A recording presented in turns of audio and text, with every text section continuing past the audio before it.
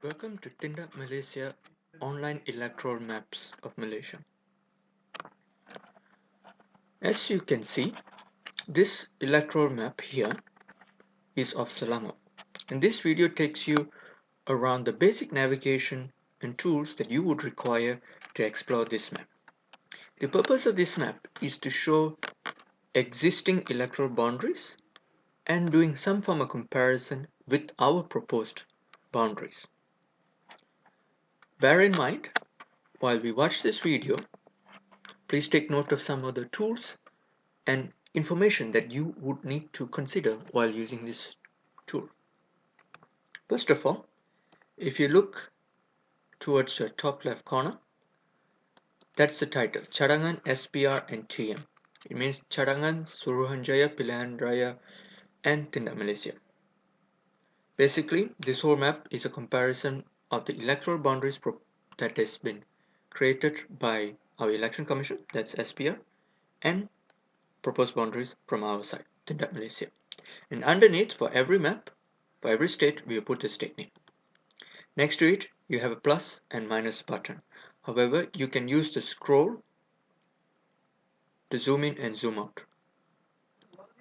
Under the word Negeri Selangor, there are a couple of tools that I would like you to consider. Default extent, location, legend, layers, base map, details, sharing, and printing. We will investigate these one by one. First, we have highlighted layers. So when you press layers, this pop-up comes out. Okay. For every map, there are six or so layers. These layers represent different levels of electoral boundaries and also local administration boundaries. So let's start with the bottom ones. So we have June 2013 and Parliament 2013. These are the electoral boundaries that has been created by SPR. The last delimitation for Peninsular Malaysia was done back in 2003. And same for Sabah, while for Sarawak, it has been recently passed this year, 2015. If you want to have these layers turn on or turn off, just press the empty box or press the tick button. If you don't want the Parliament layers, you just switch it off. If you want it, just turn it on.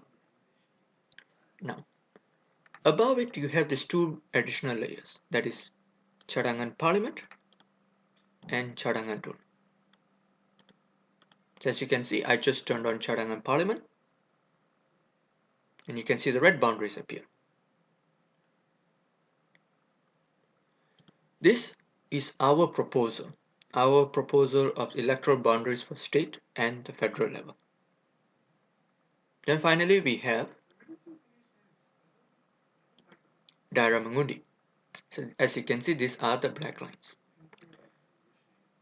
Daerah Mengundi is one of the principal building blocks of creating a state and a federal constituency. Let's switch off 2013 Daerah Mengundi.